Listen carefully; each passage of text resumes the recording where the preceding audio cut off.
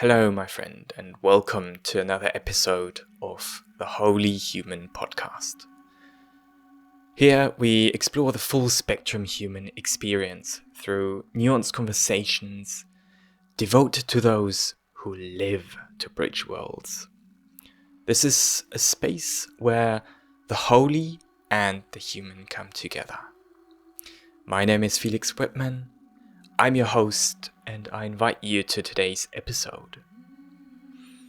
Today I'm joined by Katja Markelova, also known as Tales of the Bodyverse on Instagram and her website.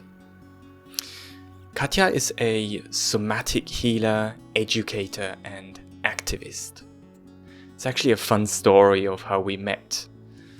I went onto a journey on Google and typed in somatic wizardry for whatever reason. I just, that came to my mind.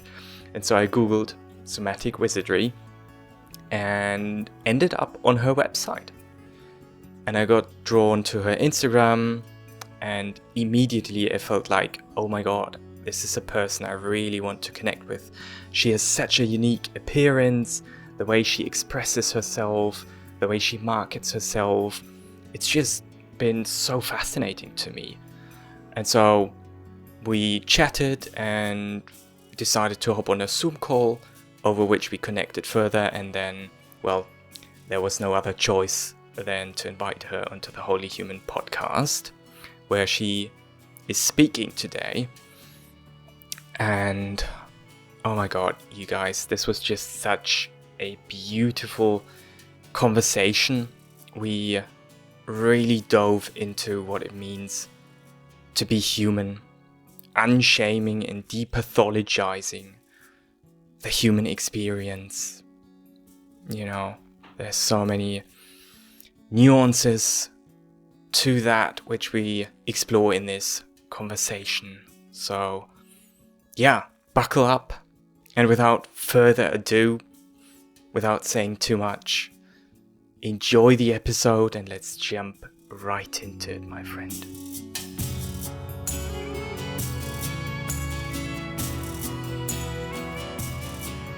Hi Katja, welcome to the Holy Human Podcast. Hey Felix, thank you so much for having me. Very excited for what's gonna come out and bloom out of this conversation. Me too.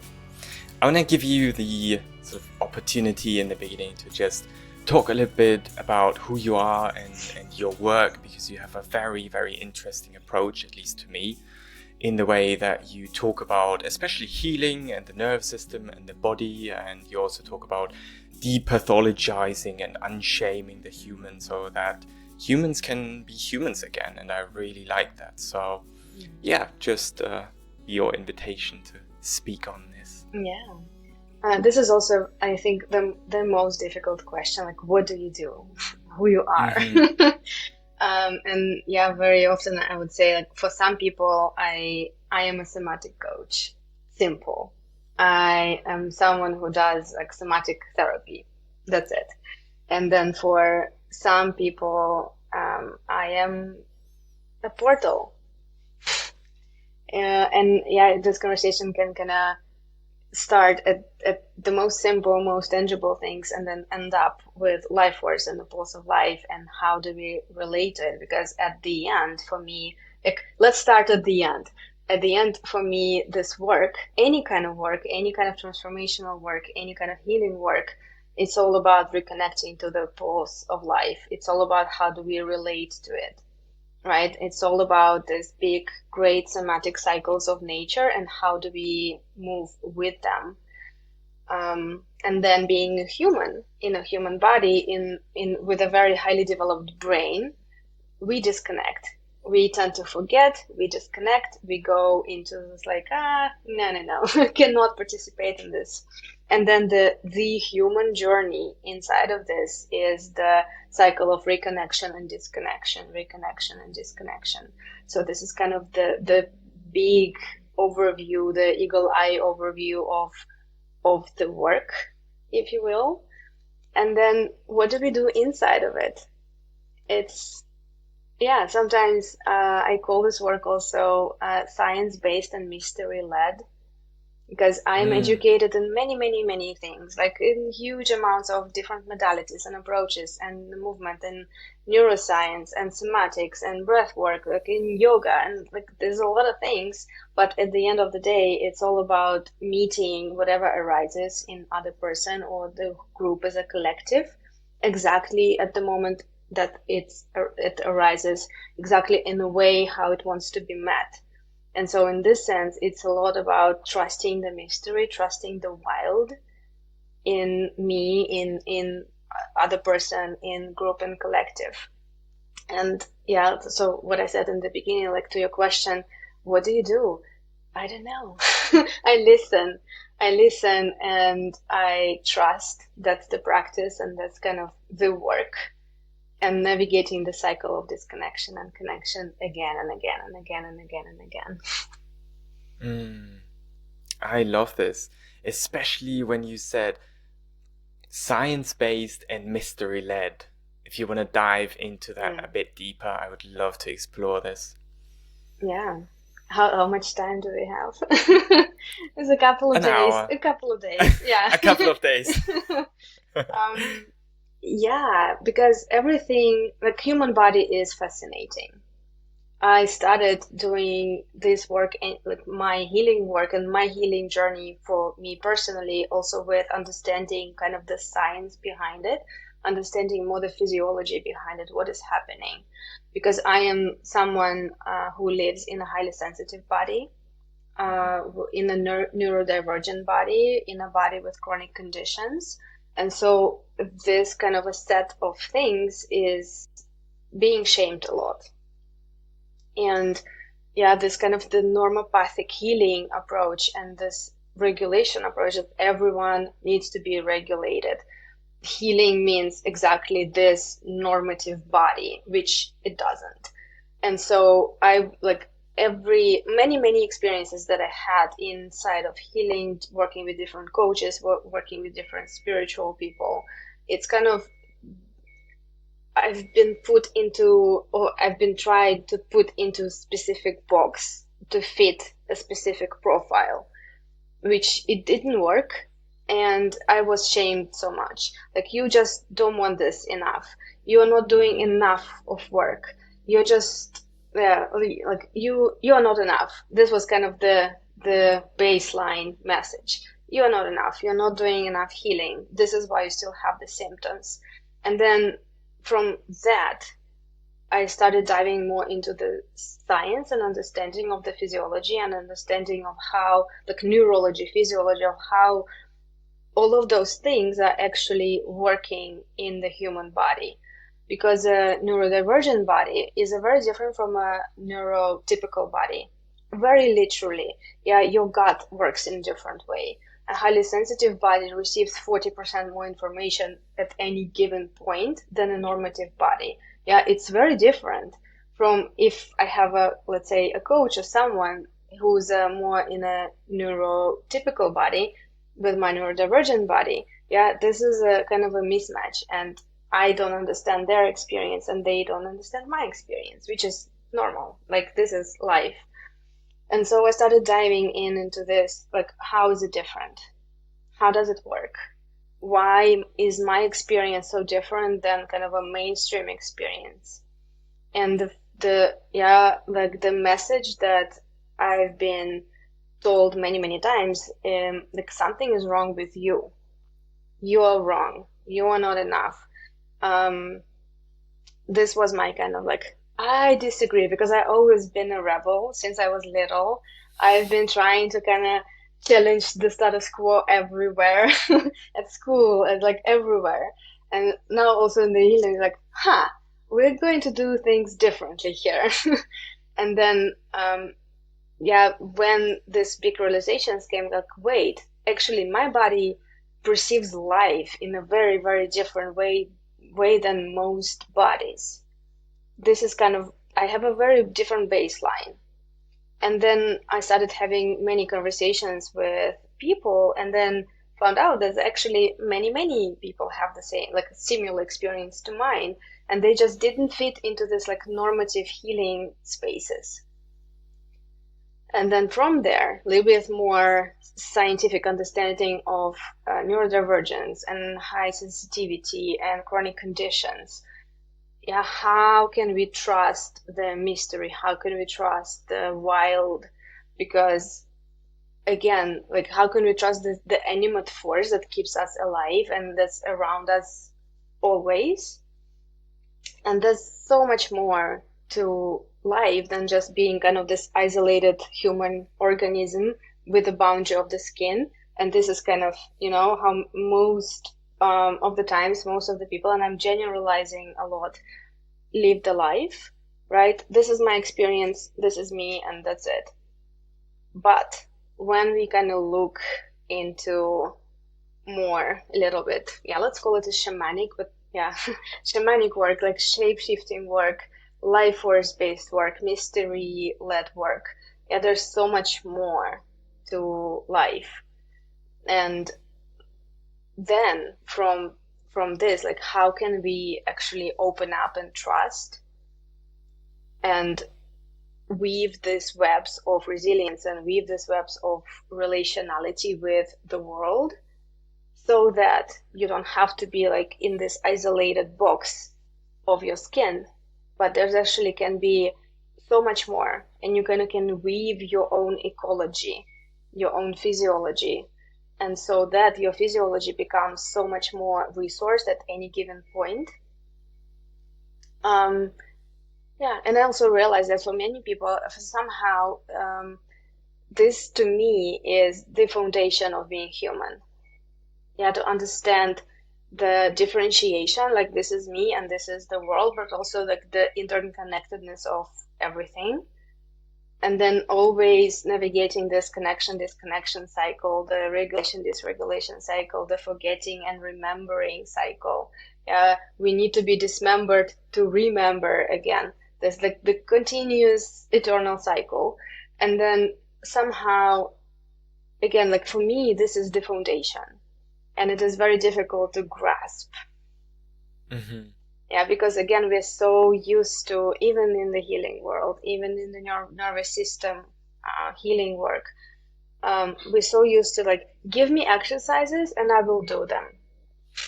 Tell me exactly what to do and I will do them. But not helpful in the long run. Definitely not in the long run. Mm-hmm. Yeah, I'm such a big fan also of what you're speaking in regards to sort of rewilding ourselves and to develop a relationship to the mystery, to life, and that everything is sort of breathing and alive. Like seeing, I think you said at some point, sort of healing through the lens of animism, that everything is alive, and we're healing as we come into deeper relationship with everything around us. And I know in the nervous system sort of sector where you learn certain techniques and people are so desperate to, and it's understandable because they are desperate for like techniques and tools and practices and exercises that are very simple, like linear, like a box, and do this for, 30 days, and then you've healed your, issue X, right? And then you do this to heal your issue epsilon. And this is not really how it works, right? Because everyone is so different, and it's I find it so challenging to like bring this into the world, because it doesn't have the kind of like baity kind of texture to it, where people are like, yes, this is so fun, like, let's develop a relationship with the mystery. And I'm working on a post that is called The Reprieve That's Never Coming, which is, life is always happening, life is always lifing, and it's always going to bring more challenges to you.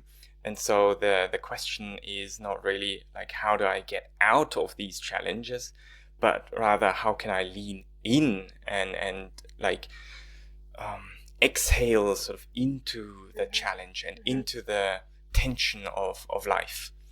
And yeah, I really want to dive into a bit more practicality with you so that it's a bit more tangible for people, what we're talking about. So what would be some of the things that you talk about with clients when it comes to sort of like leaning into or developing, let's say developing a more intimate relationship with the mystery and with life and sort of the challenges that are encompassed in that? Like what would you talk about with clients and dive into? You ask such complex questions that it can just take like a lifetime of exploration. I love it. So I guess there's kind of another foundational thing would be to understand that the pain, and by pain I mean any kind of pain, right? Emotional pain, trauma, difficulty, wounding, like mental things, like any kind of pain is not the problem to be solved. It is the solution that your body created as a relational tactic. And very often when I say this, or I invite someone to kind of feel into this, instead of conceptualizing in a mental way, instead of kind of trying to get it and grab with your mind, but rather feel it and make sense through your senses. Yeah, the pain is not the problem. The pain is the solution. And how can we listen? Yeah. Even with that statement, right? The pain is not the problem, it's the solution. Even with that statement, you could sit for like days and be like, okay, let's contemplate that. Yeah. And then it's so difficult to grab. Yeah, but when we actually kind of drop into this realization, the pain was created by your body as a relational tactic. It's there for a very, very, very good reason. Then we can begin to listen to the intelligence that's inside of it. Yeah, and with any trauma, with any difficulty, with anything. And very often we are so goal-oriented, like humanity in general. We come to a healing practitioner, a trauma resolution practitioner, like, I have this, this, and this. Can we resolve? Can we fix it? Yeah, and we are so used to pathologizing ourselves and others as well. Like, this is a problem, this is a problem. I have so many problems. Like, what can we do about it? But actually, this is not the problem. This is your solution. And usually when we really hold space and we really listen to what's beneath that, the body already holds all the answers. The body already holds the key. And something that I always say, your body is a doorway. Yeah, your body, through your body, you can really enter the just endless wells of information, endless wells of inspiration. All the answers are already there. And most of the times, yeah, again, like we come with this, like, this is a pathology. This is something that's a problem in me. It needs to be solved. It needs to be resolved. And here, for example, in my work, yeah, in the bodyverse, we don't solve anyone. We hold space, we add more goodness, we add more resource, we add webs. We kind of weave these webs of resilience, so any difficulty can just kind of dissolve organically. And very often people would come with, like, let's call it like a big trauma thing, and they will like, I really need to work on it. Like, this is a big thing. I really, really need to work on it. And I call it sometimes like trauma digging or poking at the pain, you know, like you poke and you poke and you poke and it hurts more, but you poke still, like, ooh. And it's also a very tangible example, because I work a lot with people in highly sensitive bodies, and very often the highly sensitive body will create this like a physical reaction of trigger points or like painful spots in the actual physical tissue. And what people would do is like poking at it's a trigger point, like inflicting more pain into the pain. And when we do it a little differently, we don't have to poke at the pain. Yeah, we can surround it with so much goodness and plant so much goodness around it that it will just organically kind of dissolve into this web. And so very often what would happen, like they will bring like, this is my trauma, this is my problem, this is my issue, it needs to be solved. And eventually we just end up not even going there very often. Like we don't poke at the pain, we don't go trauma digging and finding, like, if you go and you look for what's wrong, you will find it. Yeah, and what else is wrong, and what else is wrong, and what else is not working, you will find it. And then, yeah, it's a different kind of way. And then learning to depathologize your experience and also experience of others. I see it everywhere. It's so all pervasive, and it's so kind of the shaming and pathologizing way of being human. It's kind of became a default. And when I offer different kind of space, and the people go like, huh? What do you mean this is not a problem? But it is a problem. Yeah, and so this is kind of this dance of unlearning a lot. Yeah. So fascinating. Everything that you're sharing, I'm like, yes. I really like it. Something I want to talk about. Before we started, I went to your Instagram page and I saw one of your recent posts, and you spoke about the urge of wanting to disappear sometimes. And we've also touched on it in regards to like de-pathologizing and unshaming.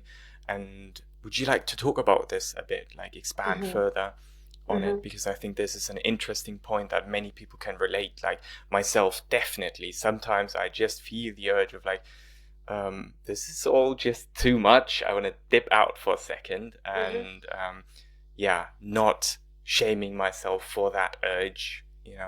That's such a huge relief. So I would love to hear your perspective on this. It's absolutely, it's kind of, I think the biggest part of my work, as I see it, is to offer permissions, to give as many permission slips as I can to everyone. It's like, you get a permission, just be yourself, like be human, because we're so unlearned to be human. And kind of the status quo of this world is, not being human, not having a human body. And everyone should be productive in the same way, and everyone should be regulated in the same way, and everyone should be healed. And this is the idea of the well body. And so, like I mentioned before, the cycles of connection, disconnection, of regulation, dysregulation, those are the same, those are the nature cycles. Every year, nature goes through a big cycle of seasons. In winter, nature disappears, and then it reappears again. And we are same. Everything in the body works also in the cycle of expansion, contraction, in a cycle of appearing, disappearing, of connection, disconnection. Your heartbeat, your breath, your digestive system, your hormonal release, cerebrospinal fluid, like literally everything in the body works like this in a cycle. It's an ebb and flow always. And so this expectation of you as a person, as an alive organism that is connected to bigger, greater cycles of nature, to always be present, to always be performing, to always be available, to always be productive. It's not realistic at all. And it's not realistic. And at the same time, this is kind of the default expectation. Everyone is expected to be productive. And just yesterday, because a couple of weeks ago I was sick, and still I'm recovering, and so I'm taking my time. And yesterday I really wanted to take a nap. And I noticed, and I mean, I do this work for a living, right? And I know a lot, and I help a lot of people. And yet, like, this is so deeply hardwired in us. Like, my thought came in just for a little moment. It was like, I should be working, like I should be doing more right now, but I really want to also take a break and nap. I was like, where does it come from? And it's kind of also a combination of personal and collective. Yeah, something that you receive as a little person in your family, at school, as a collective kind of thing. And then plus your personal predispositions. Yeah, for me, it kind of created this cocktail of overachieving, of always being available, of always running, of always being productive. And so even after years of doing this work, and yes, after being sick for quite some time, right, this thought comes up, wow, wow, this is like the amounts of work I've done, the amounts of work I'm doing with other people, and yet it's still there. Yeah, and so instead of I could have go and shame myself because like, ooh, you should know better because this is your work, like how blah blah blah, right? Like, okay, great, interesting, because it's not just me, it's also kind of the whole collective energy. It's very solar, very much oriented, and something, by the way, that I see a lot on social media and like kind of in this healing spaces is everything is so much focused on aliveness, expression, like be much, like go out, like this energy that goes up and out always. Mm-hmm. And it's so tiring.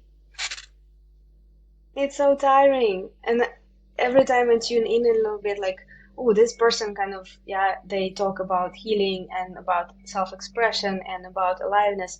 So great, but also it's so, so tiring. It's so depleting to me to always be alive, to always be present, to always be here. And in my work, for me personally, again, it started like with my experience, it needs to be a cycle. There's so much value in disappearing for a while, and sometimes we need a long while. There's so much value in being dead even for a while, so that I can come back and deal with life and be alive again. Mm-hmm. Yeah, so it's for me it's also like this death and rebirth and life cycle. This is kind of this is my medicine. and some people even called me yesterday a death portal, because I offer these deep spaces of just steeping and slowness and not having to be anything, or not having to be more or less than you are, not having to perform your life for others and for yourself, but rather like disappearing for a while, like not being here for a while, steeping and dissolving into this goo so that you can be alive again. Yeah, so it's a big cycle, and I miss it. I miss it a lot in this world, and this is also why, like, a big reason why I offer it. Beautiful. A particular question. What can we do if let's say you're an entrepreneur like myself, and now you feel like a cycle of death is incoming, and you sort of feel yourself dipping out and leaving the sort of more solar presence, online especially, and now you are entering in this death portal. What can you specifically do to help yourself hold yourself in these during that time? Because for me, often then it's almost like a collapse, and then there's so many intrusive thoughts and things and beliefs and emotions of like, this is not the way, like I should perform, and what can I do in these spaces that help me to sort of surrender into it, relax into it, instead of like being constricted in that death portal? Because I see there's a very specific difference between like dying and having like tons of resistance towards it, and sort of gracefully sort of like, oh yeah, this is painful, but you're sort of just going with it.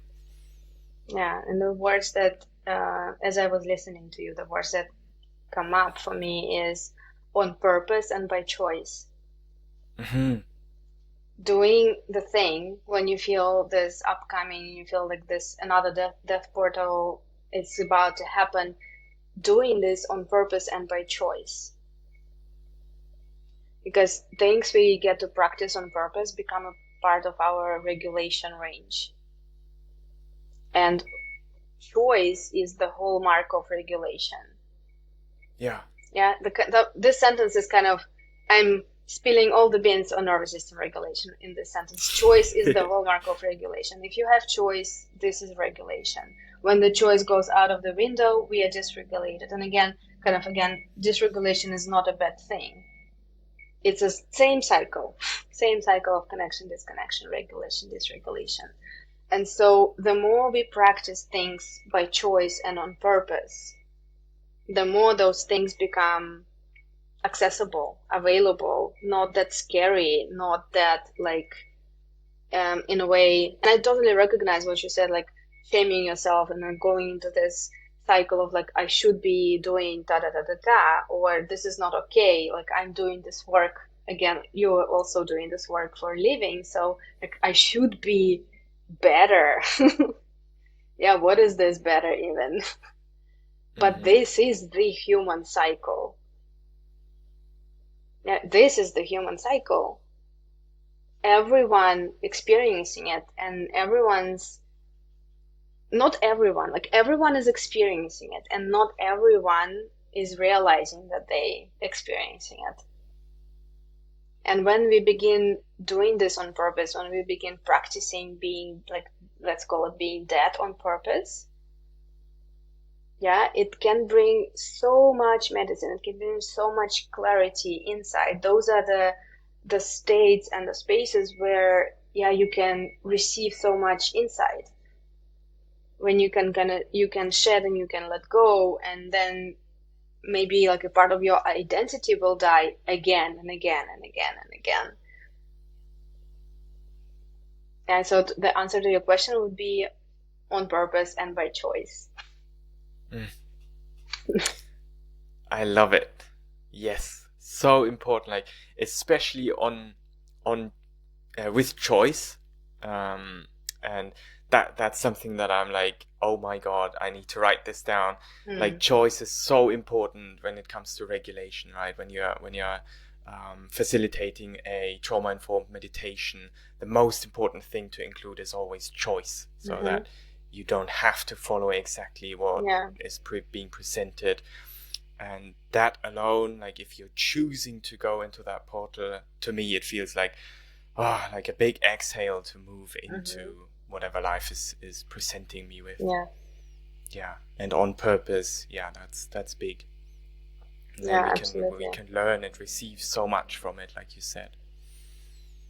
And what I notice also a lot in like, and I'm generalizing, but in many healing spaces, in meditation spaces, and breathwork spaces, movement spaces, like whatever the modality is, there's so little choice.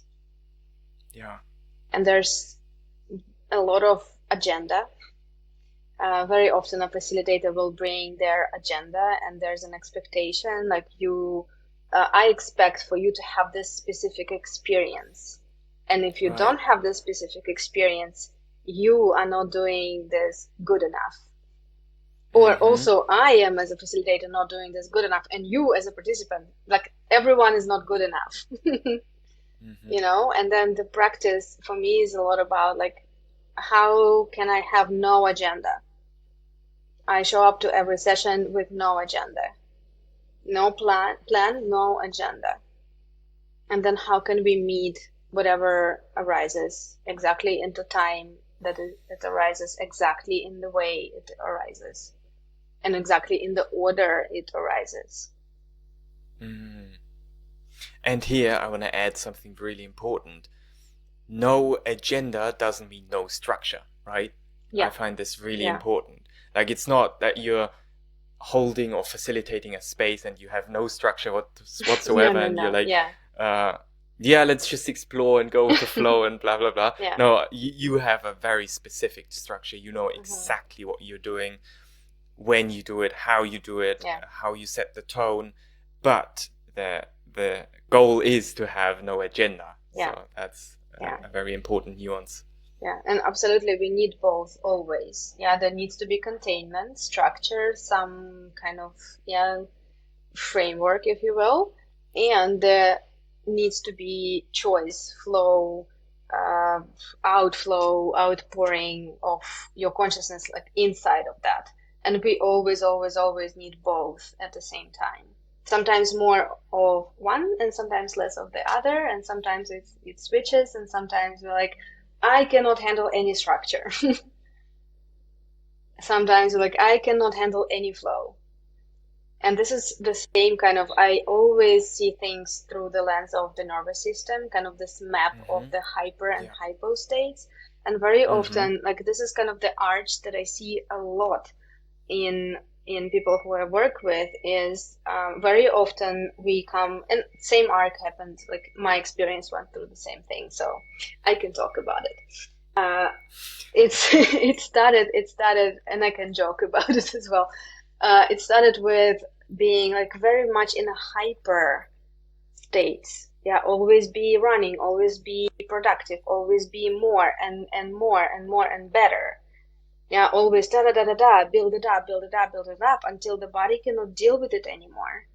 Then we have some sort of collapse, some sort of we dissolve. We can like very often that would be a burnout or chronic sickness or something like that. And then we get into the space of being completely in a hypo state of everything has to flow, there's no structure, I'm just gonna sit here and wait for the flow to happen. And nothing is happening. Yeah, and then we realize that, and then we come to the space of resonance more, and how can we bring a little bit more hyper, a little bit more hypo together in resonance? And this is the space where we can begin finding like, how can I add structure with flow, add a little bit more ambition, a little bit more, like, I don't know, mystery, a little bit more that, a little bit more that. And then we begin to really come back to who we are. Yeah, and I see it very, very often. It's either or, hyper, hypo.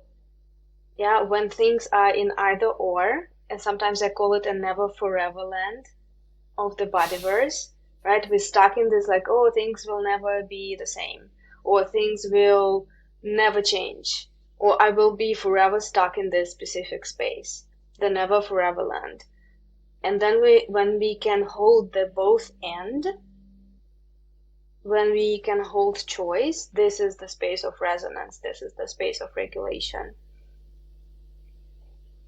And in this sense also is kind of the mainstream idea that regulation means being calm or tranquil or centered all the time, or some people say like, some people called this also like being enlightened, when you are super neutral, when there's no emotion, whereas like you all understanding and nothing can like move you. I don't want that. I want to feel the full range of humanity. I want to have access to everything. Like I want to feel it all, and being able to have choice inside of this. Yeah, I want to feel like extreme anger states and extreme grief and sadness states and extreme joy and love states, and have choice inside of this. This is also regulation. Yeah, so important. Yeah, it's not about just being like in this like Zen enlightened state, which it doesn't really exist. This is something big. It took me a while to understand it. I always felt, it's not the correct way, I always felt it to be true, but it took a long time to be able to put words to it, which is, there's this notion, you talked about enlightenment, and for example, Eckhart Tolle, you've probably heard of him. He's sort of a very, an old guy, lovely guy, love his teachings, but it brings up the it coins almost the image of, if you are enlightened, you are in this in this peaceful manner, Yeah. and you're walking as slow as a turtle, and you're like, Yeah. I'm present, I'm always in the moment, and you're always in this sort of equanimous, tranquil, calm state. And that doesn't have anything to do with regulation. Like, you can be stressed and have that kind of eustress. Like, you can be highly activated, but still in a space of regulation. Yes. And that's something that I find really, really interesting. Also, for the same goes for hypoarousal, right? If you're looking at the window of tolerance, you can live very hypoaroused, low energy, but still feel some sense of regulation. Yeah. So yeah, really, really like that, being more animated, running around, being stressed, living life, but still having that regulation. Yeah. And what you said in regards to having the choice, that's sort of really the key word here. I always describe it to my clients as, when you're dysregulated, it almost feels like someone's pulling the rug underneath your feet. Yeah. Like whoop, and then you're falling. Like, there's no hold, there's no choice anymore, and it's just, oh my god, what's happening? And yeah, that kind of nuance and distinction is super important, I find. Yeah, when there's choice, this is kind of the space you want to hang out. And when there's no choice, this is the space when you want to cultivate choice. So that eventually the range will become bigger and bigger and bigger and bigger. Yeah.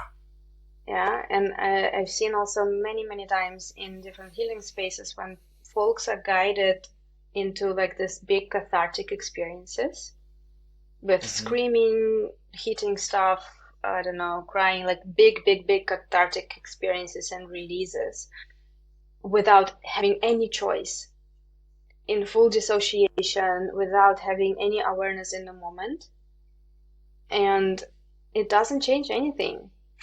It might feel good in the moment when it's over and you feel there's the absence of intensity. There's like very in the moment, suddenly there's less intensity, and it might feel really good. And actually, like in the long run, it doesn't change anything, because the same activation, the same kind of this big emotion just took you out of your choice completely. You had this big experience and there was no awareness, there was no resource, there was no spatial awareness. Your choice was just gone. Yeah, and so like in the long run, it doesn't change anything. And even sometimes, and I worked with people who kind of got even re-traumatized by that, because they were guided like again and again and again through these big experiences without having any foundation.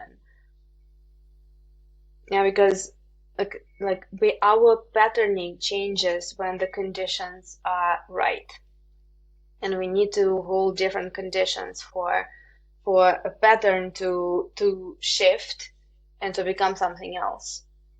And when we guide folks through these big cathartic experiences without having any choice, this is the same pattern just repeating itself. Yeah, and then again, is there choice? Yes or no?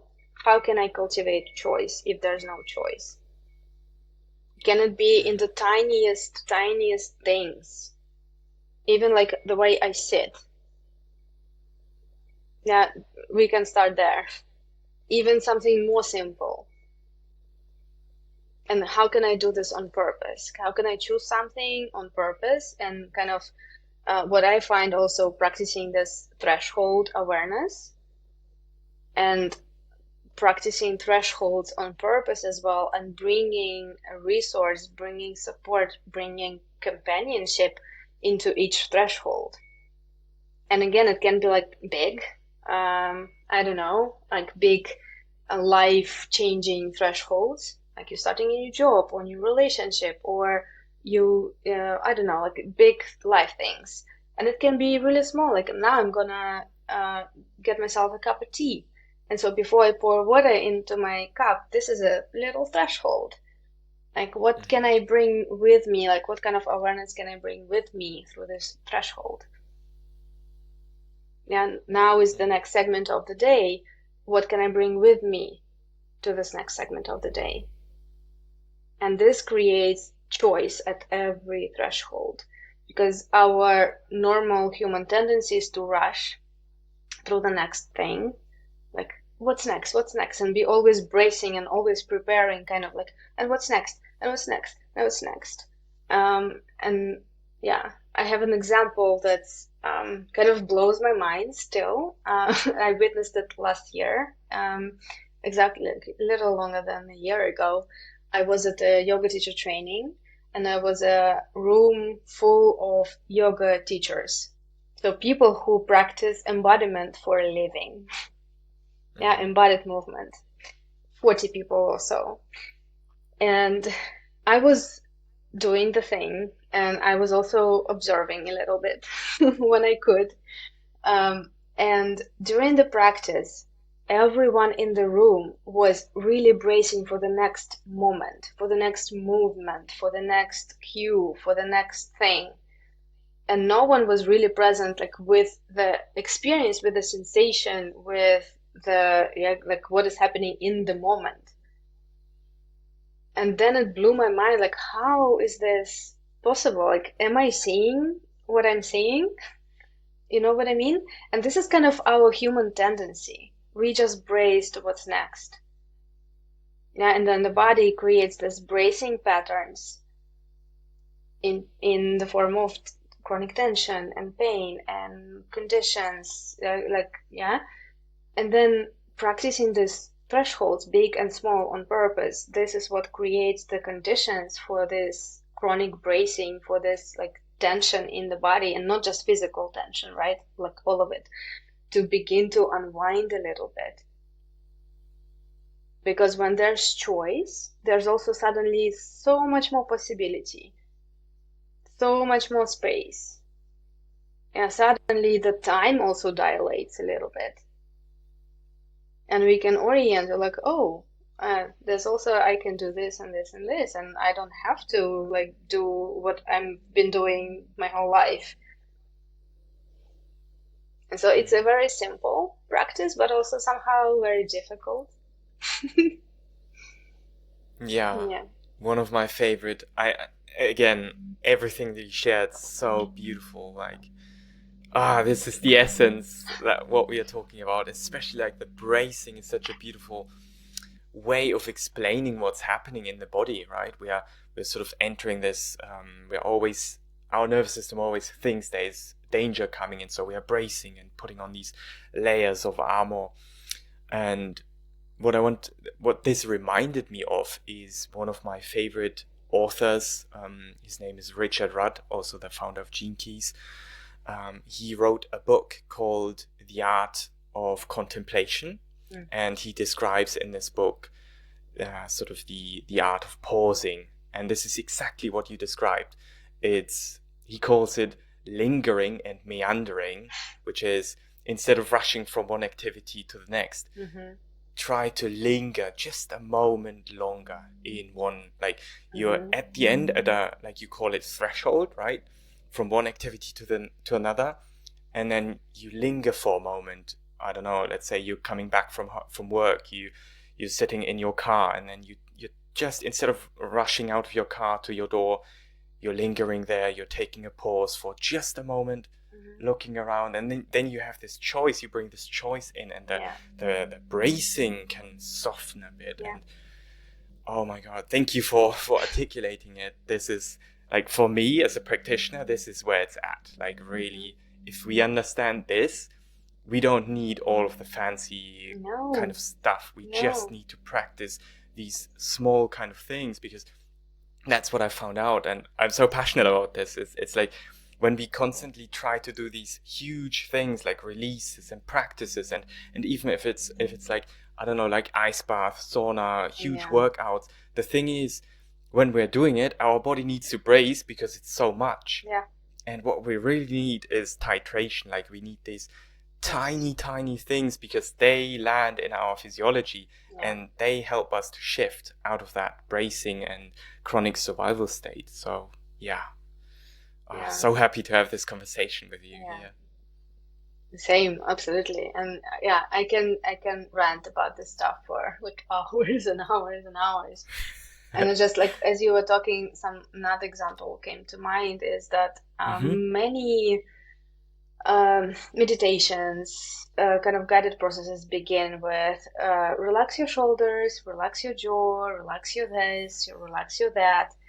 But this kind of a very much goal-oriented process would be another override. Yeah, because this tension in your shoulders, the tension in your jaw, like this bracing is there for a very good reason. It's not there for nothing. And when we command through the mind, and it's kind of, this willpower of like, I have to relax because this is a good thing. I cannot tell you like how many times my clients came with, again, generalization, like I have this tension and my shoulders go up all the time. And so I try to relax them and I relax them and I relax them, but I only have more pain. And just with one session, like what would happen if you just allow for the tension to be there? What would happen if you do this on purpose? If you just shrug your shoulders on purpose and we listen for it for a while? Yeah, and suddenly there's no need. And suddenly there's no pain. Like how's that? Yeah, for years and many like sessions with other practitioners, like I have to relax, I have to relax, I have to relax. There's another override, another way to tell your body like you're wrong. What you're doing is wrong. Yeah, so to me, like all the things we do is about listening. How can I listen without having to pathologize or without having an opinion? This is a difficult one. How do I not have an opinion of my body doing something? Yeah, and like, how can this is also like making sense through your senses, making sense of life, making sense of the world, making sense of your experience through your experience, instead of trying like relentlessly pathologize and explain and grasp and vigorously thinking about like, what does it mean and what do I do, and this is, again, it will happen. Thinking is not a bad thing. Because also, my work kind of lies in the area of embodiment, body connection, all the body stuff. And so very often folks would come and say like, I think too much, I need to feel more. This is pathology, this is shaming. Like, my thinking is not good. I should be feeling more. Yeah, I am not okay. I am wrong. Thinking is not bad. Thinking is great. The question is, how can we harmonize? Yeah, so harmonization of different aspects. This is kind of another big thing. How do we do this? I don't know. We listen. We listen. Oh, I love this. Yeah. This makes me laugh a bit, because I remember this distinct moment. I think it had to be around 2015, years ago. And I was listening, or even 2014 or something.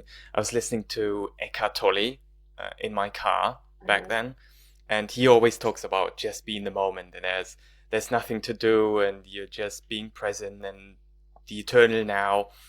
And I remember getting out of the car, and I spoke to my dad, and I'm like, I'm so angry that I have these thoughts. Like, I don't want to have these thoughts. I just want to be present, right? But I didn't know how to handle it back then. And I this just brought this memory up. So this is really interesting, This is a perfect example of how we are sort of shaming ourselves. So someone talks about enlightenment and being present in the here and now, and then we're like, okay, this is the goal, so let's get there, and here where we are is wrong.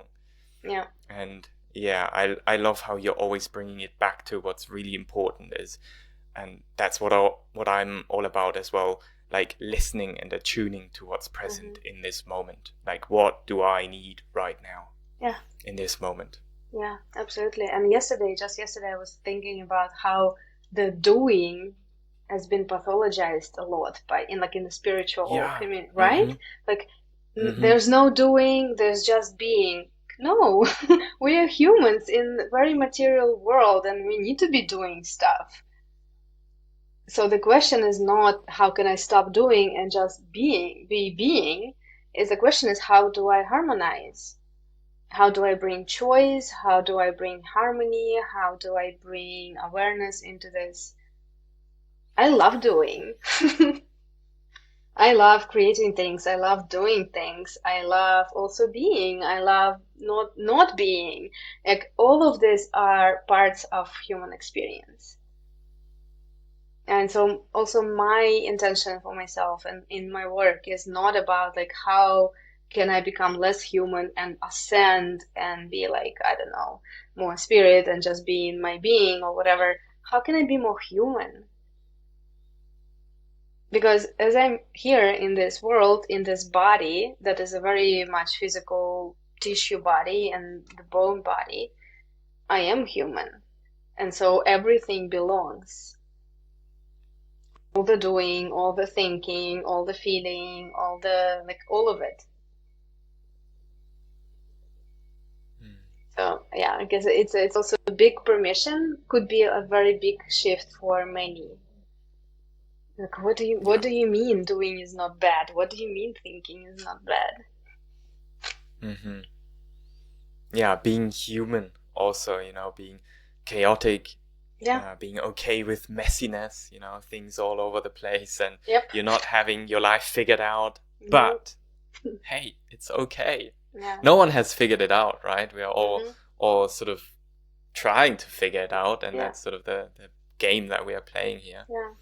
That's what I'm so passionate about. And this podcast here, I mean, the Holy Human podcast is named that for a reason. It's like we have this beautiful holy part of ourselves, this higher self, how some call it, the eternal self. But then we also have this very flawed, weird, messy human self. And how do we marry those together? And I think you brought up a lot of very valuable, important reminders in this conversation. So yeah, thank you so much. Yeah. And this is also something I say a lot, this like you are 100% human in this fallible human body, and you're 100% divine all the time. Yeah. Both, all the time. Yeah, both and. Yeah, and how do we harmonize? That's the question. How do we harmonize? I want to give you the opportunity sort of to tune in if there's anything final that you want to say, any topics, anything that is left unsaid. Oh, it feels complete. Yes, we visited like such big topics. And we could like I said, we could go into each like in such detail and nuance and spend a lifetime here, but it feels complete. Yeah, wonderful. Where can people find you, Katja? How can people approach you, work with you, if you want to talk about that? I am mostly like on social media, mostly present on Instagram, sharing quite a lot of permissions, like permission slips. I have a newsletter that's called Chronicles of the Bodyverse, a free newsletter where I share more kind of slow content, more in-depth, life-changing, as people say. Someone told me like you should issue your emails with a warning of like potential life-changing content. And my biggest offering is the School of Somatic Wizardry.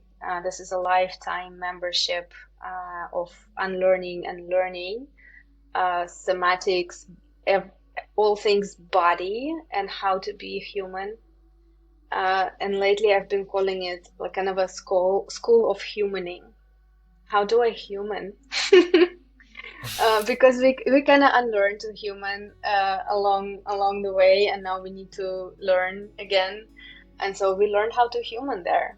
And there's the brilliant practitioners of healing arts, but also practitioners of human experience, right? And then we just dive into like really in all the nuance and detail into all things body, a highly sensitive body, neurodivergent body, different conditions. How can I, like all the questions that we brought today in this conversation, we go like in such, and we dive into many caves and into many portals, and that's kind of the whole body of work is there.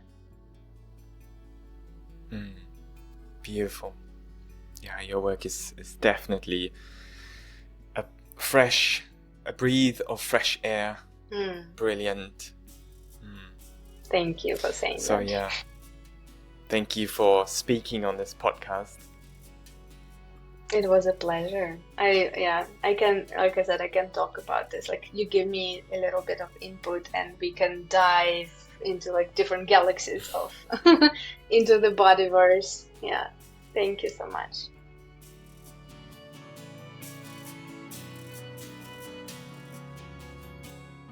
This is the end of today's conversation with Katja Markelova. Thank you for being here, for tuning in and for journeying with us. Hopefully this episode served you well. I'd greatly appreciate if you leave an honest review or subscribe to my YouTube channel. Also, if you're interested in working with me, I'm currently offering a 3-month one-on-one mentoring program called the Rose and Sword Mentorship. The purpose of this one-on-one container is to help you feel safe in your body by building your nervous system capacity and to help you alchemize your trauma into purpose. Should this speak to you, my invitation is to explore my website felix-whitman.com. There's a lot to read there, also some free resources, or you could schedule a free call with me via the link you find down below in the show notes, or you can just send me a DM via Instagram. Whatever feels accessible and convenient for you.